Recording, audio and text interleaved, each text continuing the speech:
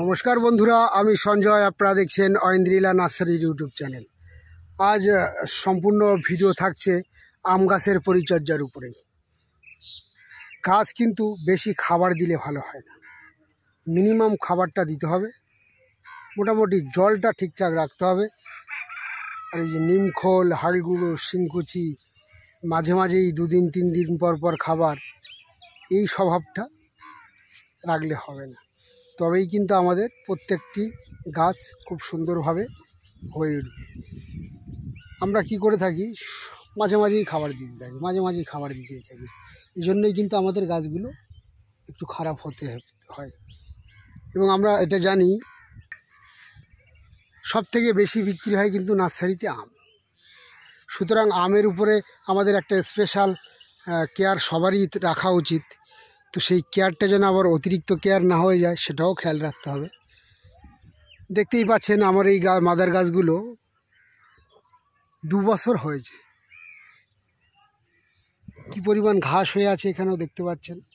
Minimum পরিচর্যাটা কিন্তু করা হয় না, একেবারেই পরিষ্কার, আপনারা বুঝতে পারছেন। তার মধ্যে দিয়ে প্রত্যেকটি গাছ আপনারা এখান থেকে দেখতে, বৃষ্টি কিন্তু হচ্ছে না, খুবই গরম। আজকে মেঘলা ওয়েদার, সামান্য বৃষ্টি হয়েছে কিছুক্ষণ আগে, কিন্তু প্রত্যেকটা গাছ কি সুন্দর পাতা বেরিয়েছে, কি সুন্দর হয়ে উঠেছে, দেখলেই আপনারা নিঃসন্দেহে বুঝতে পারছেন। সুতরাং গাছের খুব বেশি প্রয়োজন নেই খাবার দেওয়ার। এখন আম কম বেশি সবারই গাছের শেষ, হয়তো বা কিছু লেট ভ্যারাইটির আম রয়েছে। এটি যেমন 3 টেস্ট আম। এই লাইনে আমি ফল রাখিনি, প্রচুর মুকুল এসেছিলো, ভেঙে দিয়েছিলাম। অন্য লাইনে, অন্য জায়গায় 3 টেস্টের ফল রাখা আছে, সেটা আপনাদেরকে আমি অন্য ভিডিওতে দেখিয়েছি।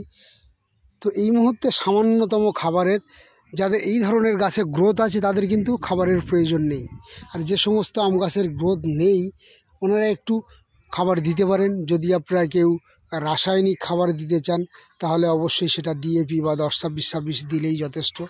এই ধরনের গাছকে আমি মনে করি 200 গ্রাম খাবার গোল করে, এটি দেখতে পাচ্ছেন 2 বছরের গাছ, খুব বেশি বড় নয়।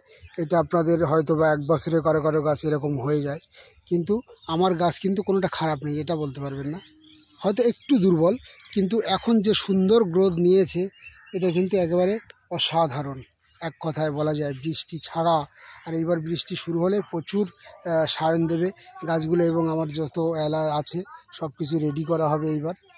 এখানেও কিছু এলা আছে, ওইদিকে অনেক এলা আছে, তো গাছগুলো সব রেডি করা হবে। প্রচুর সায়ন দিচ্ছে। তবে এই মুহূর্তে এই যে পাতাগুলো কিন্তু কেটে দেয়, রাতে একটা পোকা লাগে, পাতা কাটার অসুবিধা একটা হতে পারে। সেক্ষেত্রে আপনারা ফাঙ্গিসাইড এবং সাইফার ক্যাট বা সাইফার মেথ্রিন গ্রুপের ওষুধ স্প্রে করবেন 15 দিনে একবার, তাহলে দেখবেন ওই পাতা কাটার প্রবলেমটা আর থাকছে না। এটা কিন্তু বৃষ্টির সময় অনেক বেশি লক্ষ্য করা যায় প্রত্যেকের বাগানে, আপনারা সেটা একটু খেয়াল রাখবেন। আর এই আমের পরে যে গাছগুলোর চাহিদা হচ্ছে, সেটি হচ্ছে লঙ্ঘন। লঙ্ঘন কিন্তু এখন প্রচুর বিক্রি হচ্ছে, আমার কাছে হিউজ পরিমাণে লঙ্ঘন গাছ ছিল। একটা ছোট নার্সারি হিসাবে আমি মনে করি এটা যথেষ্টই। প্রায় 350 মতো লঙ্ঘন ছিল, প্রত্যেকটি গাছ কিন্তু বেরিয়ে গেছে। এখন 1-2 4 সিজন বা লঙ্ঘন পড়ে আছে। কিছুদিনের মধ্যে আমারও গাছ রেডি হচ্ছে, এবং কিছু বাইরের থেকেও আনা হবে, সেটা পরের কথা। তো লঙ্ঘন গাছ কিন্তু খুব সুন্দর রেজাল্ট হচ্ছে, এবং আমাদের ওয়েদারে ভালোভাবেই হয়ে যাচ্ছে। আপনারা যারা লঙ্ঘন করতে চাইছেন, এই সময় অনেকটাই দাম কমে গেছে, আপনারা লঙ্ঘন গাছের দিকে অবশ্যই খেয়াল করুন। লঙ্ঘন গাছগুলো এই সময় বসিয়ে দিলে অনেক সুন্দর হবে। তো বন্ধুরা, মূলত আজকের ভিডিও ছিল আমের উপরেই।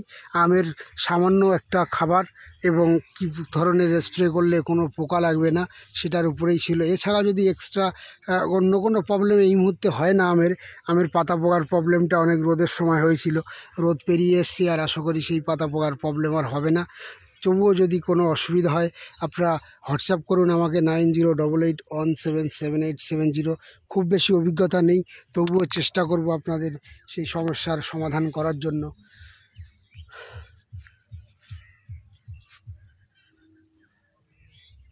তো বন্ধুরা, ভিডিওটি এখানেই শেষ করব। শেষ করার আগে প্রতিদিনের মতো লাইক, শেয়ার এবং সাবস্ক্রাইব করবেন।